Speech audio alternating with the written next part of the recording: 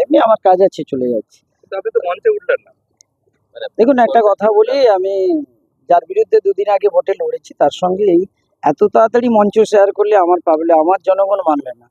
স্বাভাবিকভাবে এটা আমার পক্ষে সম্ভব নয়। হচ্ছে, তার সরকারি প্রোগ্রাম হচ্ছে, তো আমার কোনো বাধা দেওয়ার ব্যাপার নেই, কোনো বলারও ব্যাপার নেই, কিন্তু একসঙ্গে মঞ্চ শেয়ার করতে পারবো না। আর কোনো কারণ আছে?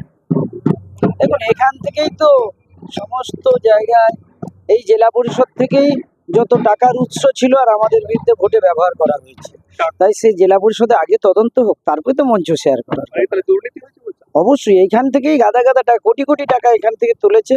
এই আজকে সুজয় হাজরাকে ধরা হয়েছে, তা জেলা পরিষদের কি লিঙ্ক ছিল দেখলেই তো বোঝা হয়ে যাবে। কে টাকা তুলেছে? আরে যারা মাথা তারা তো সবাই তুলেছে। মানে এইখানে কার উপর ক্ষোভ? এখানে সবাই আছে, এখানে বহু লোক যুক্ত আছে, জেলা পরিষদ থেকে বহু লোক টাকা দিয়েছে পার্টিকে। স্বাভাবিকভাবে আমি যাদের টাকায় এখন ভোটে লড়লো তাদের একটু তদন্ত হোক না। না, একজন, আজকের মঞ্চে তো শুধুমাত্র সভাধিপতি আছে জেলা পরিষদ। আরে আমি ওর বিরুদ্ধেই তো ইয়েতে লড়েছিলাম।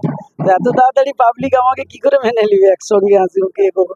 উনিও তো আমার বিরুদ্ধে অনেক কথা বলেছিলেন। ভোট মিটে গেছে এমন তো নয়, কারণ দুর্নীতিগুলো মিটে যায়।